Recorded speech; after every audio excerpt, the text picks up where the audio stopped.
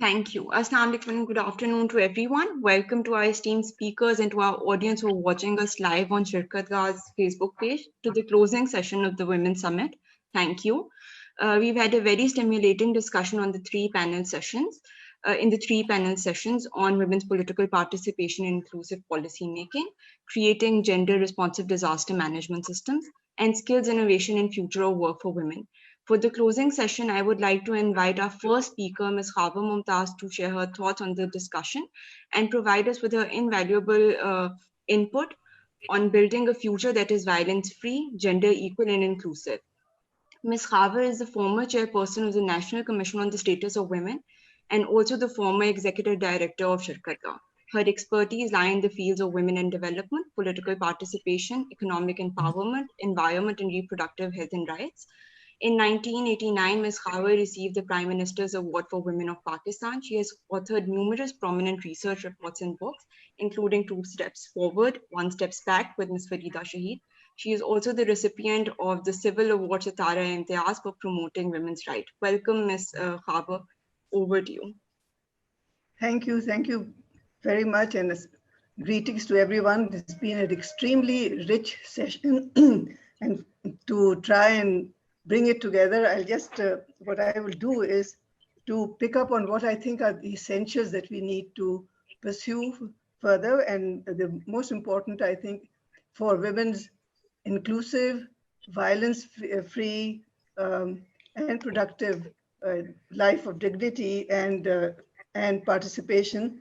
So I will not go through everything. I think most important issues have been touched upon, and what comes out as what I feel are areas that need more focus and attention. I'd like to identify those. So the most important, I think, I think very extensive discussion was on women's participation in decision making and in the democratic process, political participation, which is where change takes place. And we've achieved a number of successes there. And we've also seen women's participation in the formal political process as MNAs and MPAs, that they've done a tremendous job in promoting legislation for women. And we've had Uzma Kardar talking about gender mainstreaming as a priority in the Punjab government's thinking. So, and she's also listed a whole range of laws that are being promoted.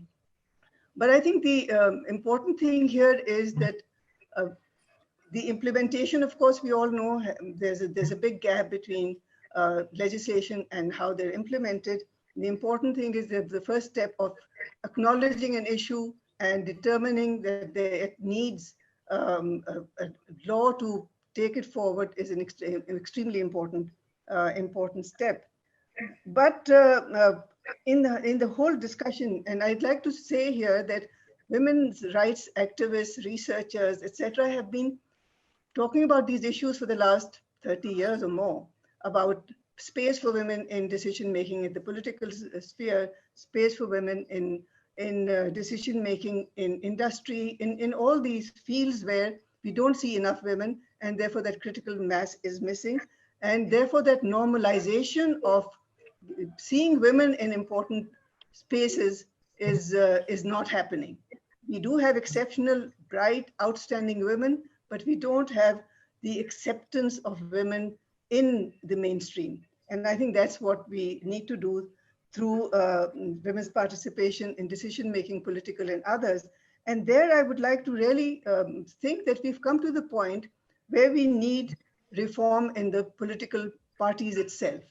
That's where the thrust has to be, where women's direct participation in the electoral process, where the issue of funding for women's election or anybody else who's being given a ticket for participation, the party responsibility to take that forward, probably closing down women's wings, mainstreaming women in the whole political process, and giving them those positions, those important positions, starting from the grassroots to different tiers of governance and decision making. So I think the thrust now has to move from the demanding affirmative action for space for creating the space and facilitating the creation of that space. And I think that is where our advocacy now should be with the political parties and with the Election Commission, making sure that there are elections within the political parties where women are given equal opportunities.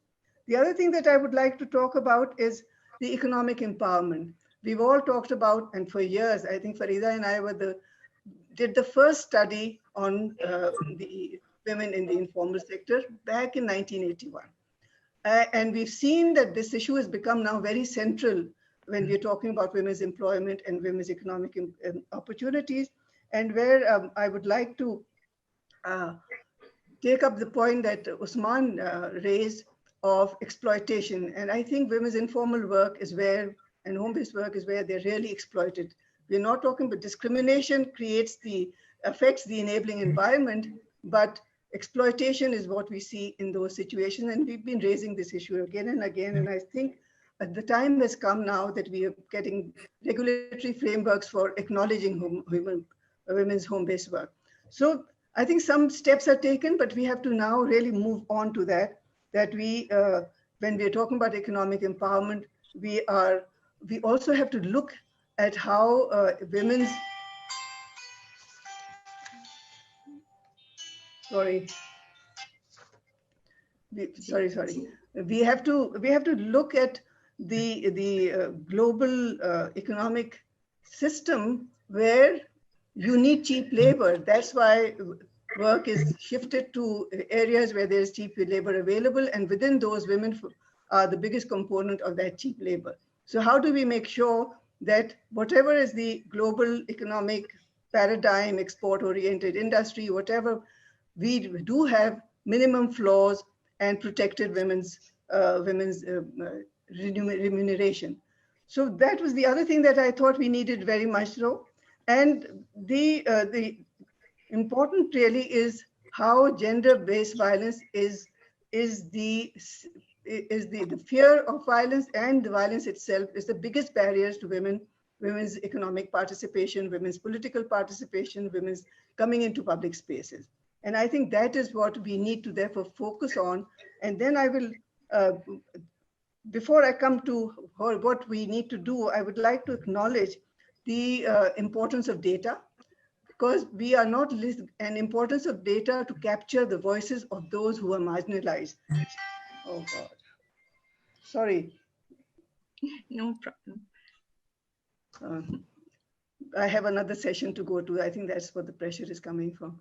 So anyway, so what I really feel is that we need to be looking at, this elimination of fear. We'll talk about the importance of data, to listening to the voices of women and including them in our policy making and in our interventions, and the new opportunities that may be coming in.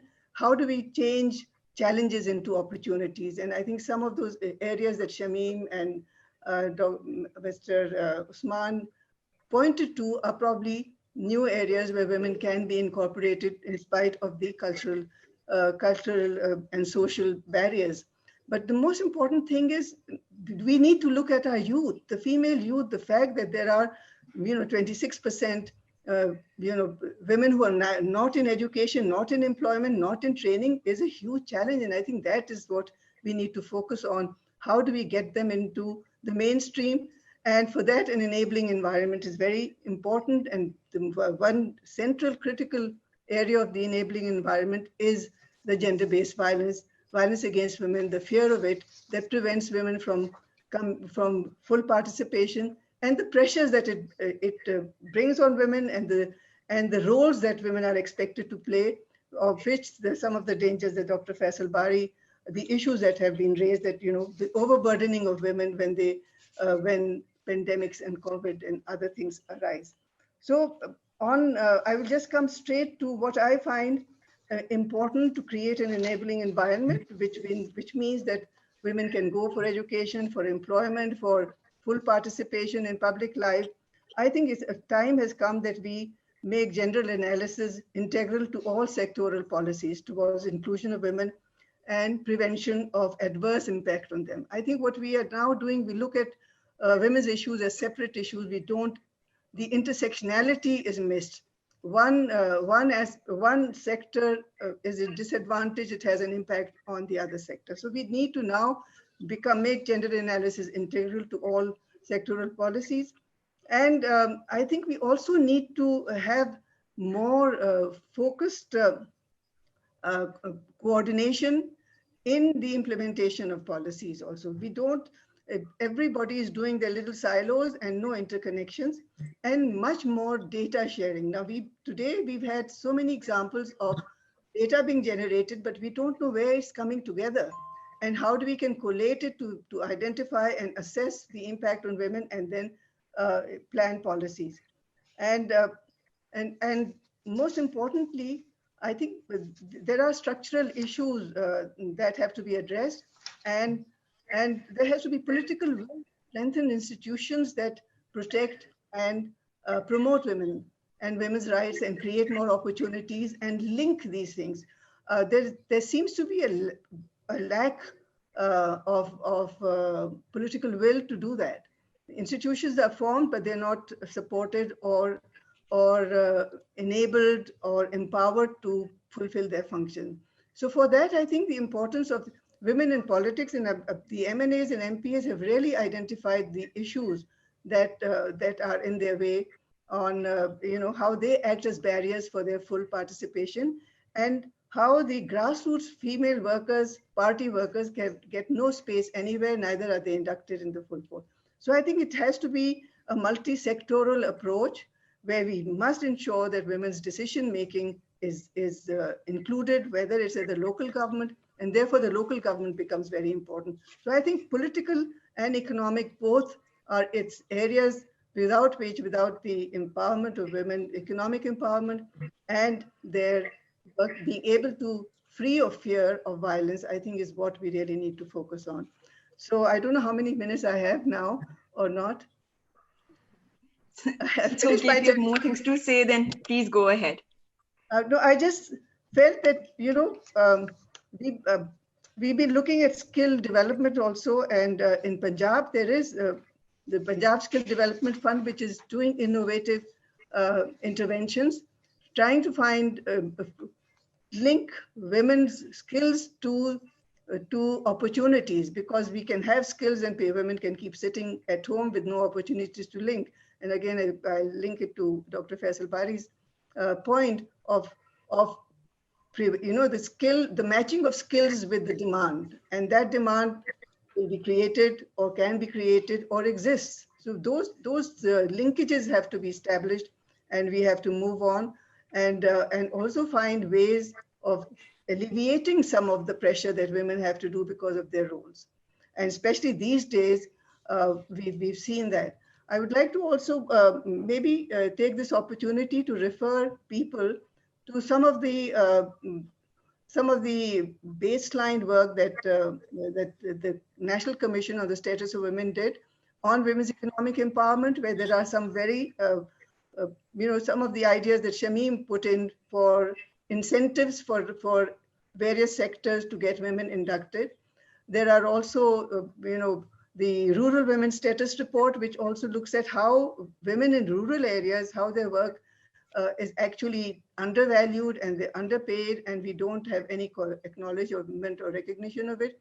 And then the electoral 2018 elections and the analysis and what emerges out of it.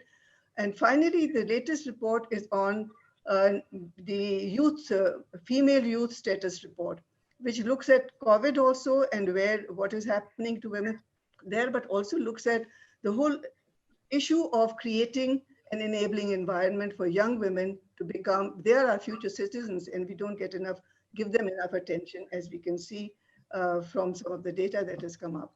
So those are the things that I would like to recommend, that please factor in all the work there is. There's so much data, there's so much information, and to be able to find gaps that we need to address in those. And we have to link all these sectors. And again, this is something that we've been talking about as feminist activists about looking at the intersectional way of looking and holistic way of looking at things. It's good to see that now more and more policymakers are also turning towards that. So with that, again, congratulations. A very, very informative, very useful, and thought-provoking summit. I would like to thank all the sponsors, Shirkat Ka, the Canadian government, and others who've been part of it, UN Women. And I have to rush off, so I'll have to leave now, but I look forward to the report. Thank you. Thank you, Ms. Khaber. Thank you for your insights and beautifully summarizing the discussion for the Women's Summit, and also highlighting the most pertinent issues and steps forward that were highlighted in the discussion. Thank you.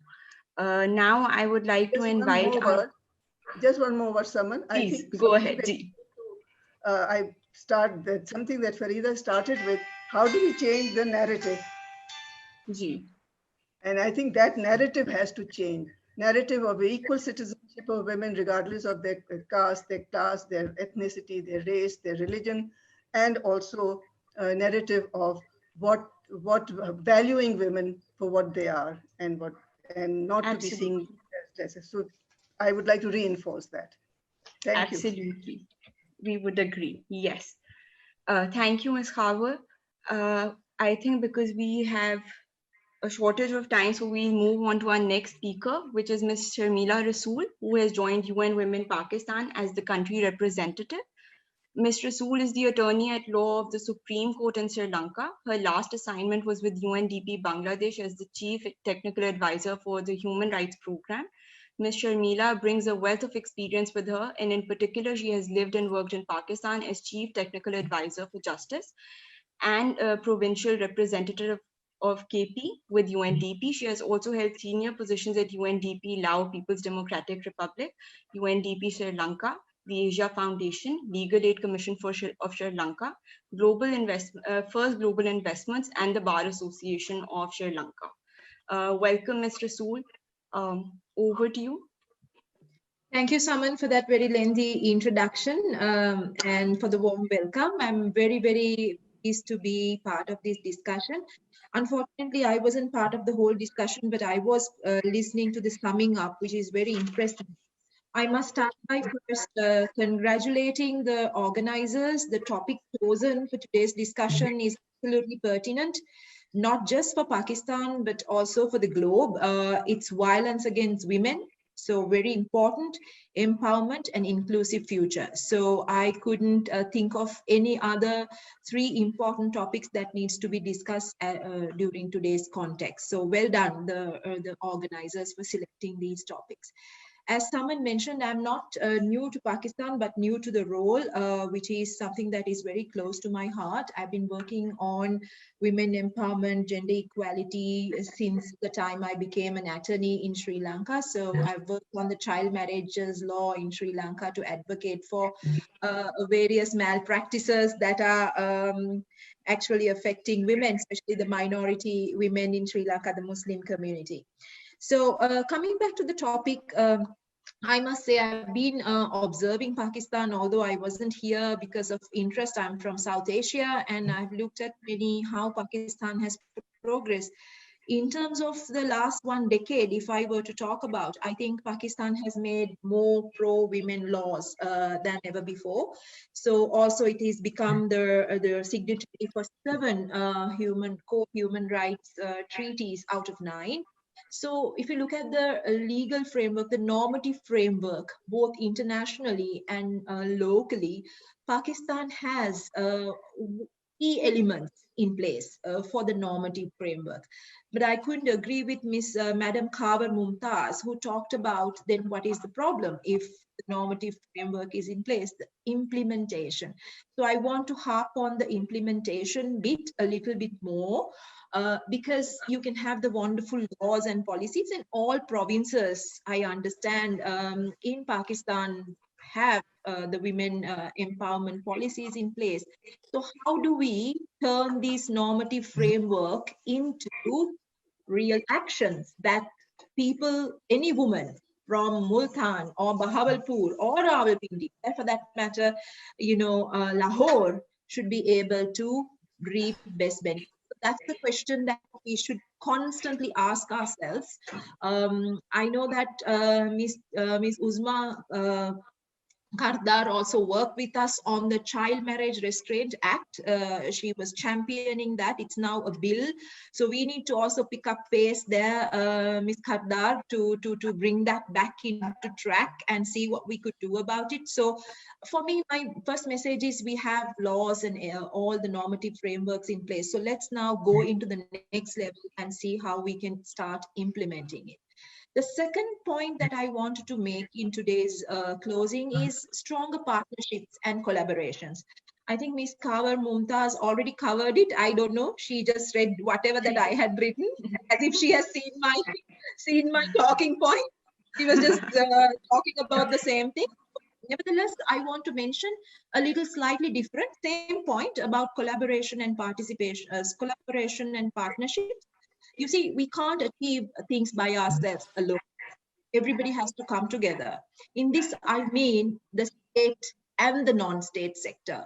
Sometimes the civil society have lots of resources, but do not have the platform or the space to engage. So bring them in and engage them also in the development process of women, empowering women and fighting violence.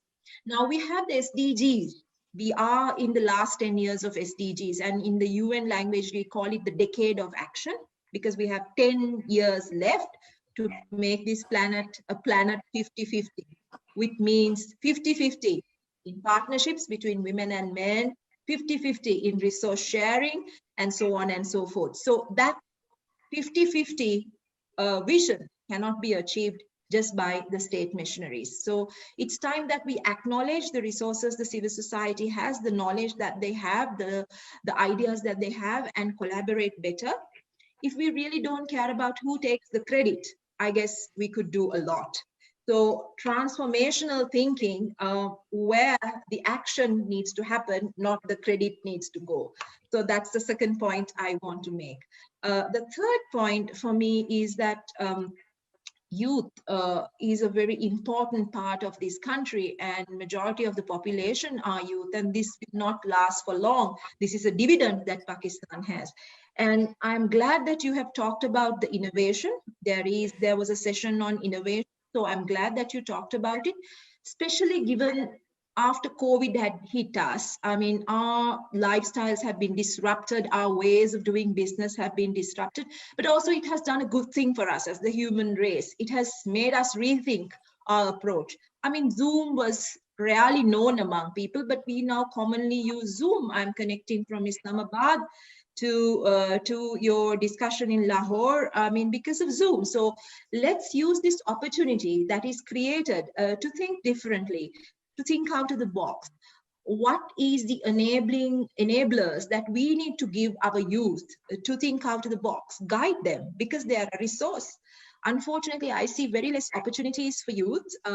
I was just the other day taking an Uber and coming from the marketplace home, and I was chatting with the Uber driver, and he's a young person, and I asked him, why did you start driving? Was there any other? He said, there's nothing that I could do other than driving, and he had an MBA. So I was feeling that perhaps another area for us as the women in leadership positions, people in influential positions, is to think how we engage our youth in an innovative way and channel their energies and make them own the development journey that Pakistan wants to take forward. The fourth point I want to make and remind all of us is that future is female. Why do I say that? Because if you look at the stride that we are making, we are saying we need to enhance the political participation of women. We have to enhance the labor force participation of women. So we are essentially saying, bring more women into labor force, bring more women into political decision-making positions, governance, and so on. So there'll be more women coming in, and impact will be different. So which is why I say the future is women. So I want to advocate that continuously during my tenure in Pakistan, and basically point out that more than ever before, people are much more aware about what are women's rights. And people are starting to shift there. I say starting to, because that shift has not happened, from just being women rights a charitable thing. You know, you treat women, you give them the rights because, oh, it's a nice thing to do. You know, from there we have to make the mindset shift to women are equal right holders. Women rights are human rights, to that mindset frame, so that we can reap full benefits of women participation, not just a token engagement of women for the namesake. You know, you appoint a woman or have a quota and then they are unable to exercise their rights or do any decision making. Fifth point I want to make is change of engagement of vital stakeholders. We have been telling women about changing their ways. We have been telling women, okay, do not wear this dress, wear something else. Do not go out on this time, go out only during daylight times. You know, our laws, all the laws, I come from Sri Lanka, so I know firsthand, most of the laws are restricting women and ordering women to do or not to do things. We have to stop doing that. We have to create the environment. We have to change the environment so women can achieve high potential, full potential, I would say. So how do we do that? We are not engaging with the right stakeholders to a large extent. I mean, talking very inwardly about my agency, which I lead, I would, in my leadership in the next 3 years, try and change and engage with men more, religious leaders more, private sector more, political influential people more, because these are, whether we like it or not, are people who have high influence in societies and population groups. So unless we acknowledge that and we change our engagement to make mindset changes with these groups, it's going to be difficult to advance the women agenda. My last point, and I want to close with a positive forward-looking statement. I want to mention that the International Women Day that is coming up for 2020 actually talks about women leadership. The theme of 2020 IWD is Women in Leadership, Achieving an Equal Future in a COVID-19 World. So it focuses on women who are in leadership positions right now, celebrating their leadership, but also calling on them to do more, because women in leaderships actually, in my opinion, from South Asia, I think we can do much more than what we are doing now. So with that positive note, I call all of you to look forward to the IWD 2021 and hold hands with us from the UN Women to take this women empowerment agenda forward. And from us, Ms. Uzma Kardar, thank you so much for the invitation. This has been a very interesting session. And my apologies for not being part of the morning session, but the last session that I was part of, I've learned so much. And I hope to be in touch with you and work with you in the future. Thank you so much. Over from me, Islamabad to Lahore. Thank you, Ms. Rassool. Thank you for your insights and inputs. Both you and Ms. Khawa stressed upon the need to focus on better implementation and gaps that exist within our laws, and also for better partnerships, collaborations, and coordinations, both amongst the state departments and between the state and other stakeholders that bring different strengths to the table. Thank you. Now, I would like to invite Ms. Uzma Kardar to formally give her closing remarks and also tell us what her way forward will be from the summit. Thank you. Thank you, Saman. This was the most invigorating dialogue, and I'm all the more enlightened. First of all, I would like to thank Sharmeela, for having confidence in our legislation and policy framework. But of course, she mentioned about the implementation, and so did Khabar, and so did some of our other esteemed speakers. And Wendy pointed out towards the lack of women being in key decision-making positions in the political process, and so did some of our other speakers.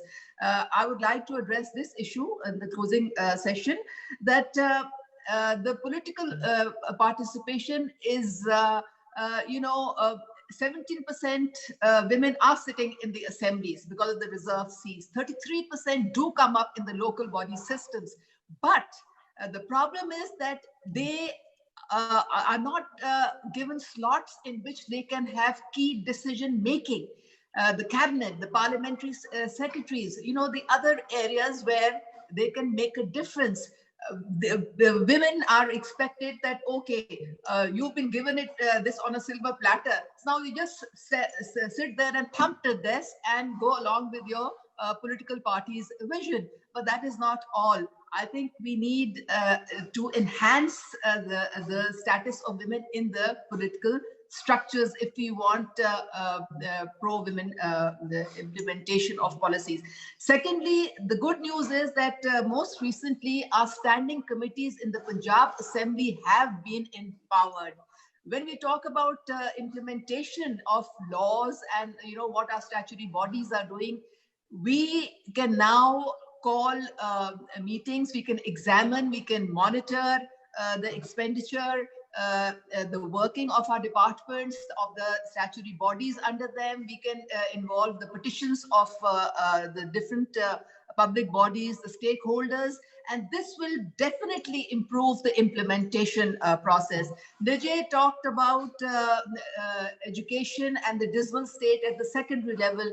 Believe me, the way, and Sharmeela spoke about me championing the Child Marriage Restraint Act. This is all interlinked. It is sad, but every second girl at the secondary level in Punjab is out of school.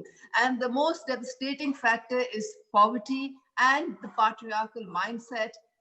Children, girls especially, are pulled out of school after the primary level. So there, we really have to make an effort. And believe me, this Child Marriage Restraint Act, we had to lobby. We got signatures of 258 MPAs, and that is how the government owned this bill. And soon it will be with us. Farida spoke about the local government, grassroots level. The connectivity is there. When people say that we don't come from direct seats because we don't have connectivity, no, that is wrong. All election campaigns are spearheaded by the women of the party. If there were no women, they're the front face of the political parties. We go house to house, door to door. We are connected, but the mind frame of the political parties has to change. They have to give us, preference in direct elections. So I would like to thank all our esteemed speakers. It was an honor for me, and I know someone is feeling uncomfortable, but last but not least, I want to thank Gulale, Saman, Mariam, and Malia, who have been working tirelessly to make this happen. Thank you, everyone. Thank you, Ms. Husma. Thank you very much. And also for highlighting the empowered role that the standing committees can play in the importance and improvement of the implementation of law. So thank you very much for that. Now, in the end, I would like to invite Ms. Farida Shaheed to finally give her closing remarks. And yes, Farida, over to you. You're on mute, Farida. Thank you. And thank you, Husma, for pushing us with this wonderful idea. I think it's come to fruition. Just to say that what I've understood from all of this is what some people say, not about us, without us.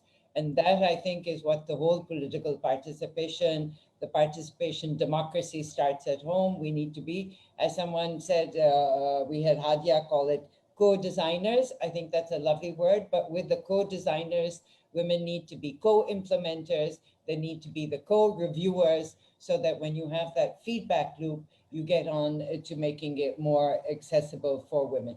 Databases, Kava's already spoken about it. I'm delighted that the PDMA has done this in 20 districts with gender disaggregated.